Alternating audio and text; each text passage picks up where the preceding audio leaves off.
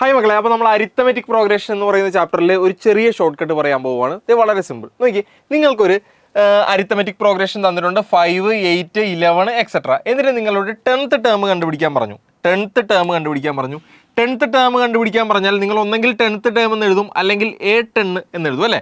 അപ്പോൾ നോക്കിയേ, 10th term equal to നമ്മൾ സാധാരണ ചെയ്യുന്നത് എങ്ങനെയാണ്? 10th ടേം കണ്ടുപിടിക്കാൻ പറഞ്ഞാൽ 10th ടേം കണ്ടുപിടിക്കാനുള്ള ഇക്വേഷൻ A+n-1 × D എഴുതും. എന്നിട്ട് സൈഡിൽ A എടുത്തെഴുതും, D എടുത്തെഴുതും, N എടുത്തെഴുതും. A എന്താണ്? ദേ കിടക്കുന്നു, ഫസ്റ്റ് ടേം ആണ് A, അത് 5. D എത്രയാണ്? ഈ 8ൽ നിന്ന് 5 മൈനസ് ചെയ്താണ്. അപ്പോൾ 8ൽ നിന്ന് 5 മൈനസ് ചെയ്യുമ്പോൾ നമുക്ക് 3 കിട്ടി. N എന്ന് പറഞ്ഞാൽ എത്രാമത്തെ ടേം ആണോ നമ്മൾ കണ്ടുപിടിക്കുന്നത്? 10th ടേം അല്ലേ. അപ്പോൾ N10.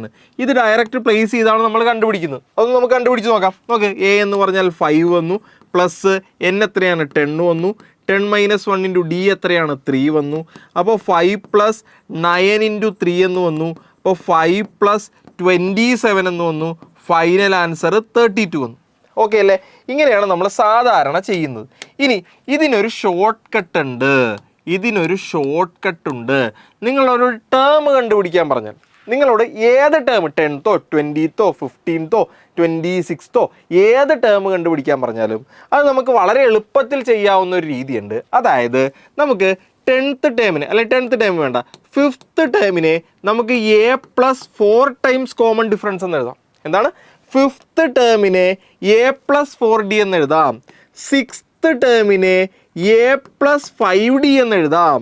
20th ടേമിനെ A+19D എന്ന് എഴുതാം. അടുത്ത 12th ടേമിനെ A+11D എന്ന് എഴുതാം. ഇവിടെ ശ്രദ്ധിച്ച്, ഇതെവിടെ ഞാൻ എങ്ങനെയാണ് എഴുതിയിരിക്കുന്നത് നോക്കിയേ. എത്രാമത്തെ ടേം ആണോ കണ്ടുപിടിക്കാനുള്ളത് അതിനെ A+ ഇവിടുന്ന് ഒന്ന് കുറച്ച് D. നോക്കിയേ, A+5ൽ നിന്ന് ഒന്ന് കുറച്ച് 4D, A+6ൽ നിന്ന് ഒന്ന് കുറച്ച് 5D, A20 എന്താ? 20ൽ നിന്ന് ഒന്ന് കുറച്ച് A+19D, A12 എന്താ? A+12ൽ നിന്ന് ഒന്ന് കുറച്ച് 11D. അങ്ങനെയാണ് കേട്ടോ എഴുതുന്നത്. അപ്പോൾ ഒരു എക്സാമ്പിൾ നോക്കിയേ, A24th ടേമിന് നമ്മൾ എങ്ങനെ എഴുതും? A+23D. 30th ടേമിനെ എങ്ങനെ എഴുതും? A+29D. 50th ടേമിനെ എങ്ങനെ എഴുതും? A+49D. ഓക്കെ അല്ലേ? അപ്പോൾ നമുക്കിവിടെ 10th ടേം വേഗം കണ്ടുപിടിക്കണം. നോക്കിയേ, അപ്പോൾ 10th ടേമിനെ നമുക്ക് എങ്ങനെ എഴുതാം? A+9D. ഓക്കെ അല്ലേ? A എത്രയാണ്? A5 ഇതേ കണ്ടുപിടിച്ചിട്ടുണ്ട്, 5 + 9 × D എത്രയാണ്? D3 ഇവിടെ കണ്ടുപിടിച്ചിട്ടുണ്ട് അല്ലേ. അപ്പോൾ നോക്ക്, 5 + 9 × 3 27 ആണ്. ഈക്വൽ ടു എത്ര കിട്ടി? 32. അപ്പോൾ ഇത്രയും പരിപാടിയൊന്നുമില്ല, അതായത് നമുക്കിങ്ങനെ എളുപ്പത്തിലും കണ്ടുപിടിക്കാം. ഓക്കെ അല്ലേ? അതായത് 10th ടേമിനെ A+9D എന്നും, 20th ടേമിനെ A+19D എന്നും, 5th ടേമിനെ A+4D എന്നും, 6th ടേമിനെ A+5D എന്നും, 8th ടേമിനെ A+7D എന്നും എഴുതും. ഓക്കെ അല്ലേ?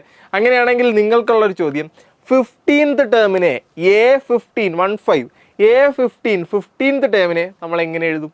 വളരെ സിമ്പിൾ. ഒന്ന് കമൻറ്റ് ചെയ്തേ.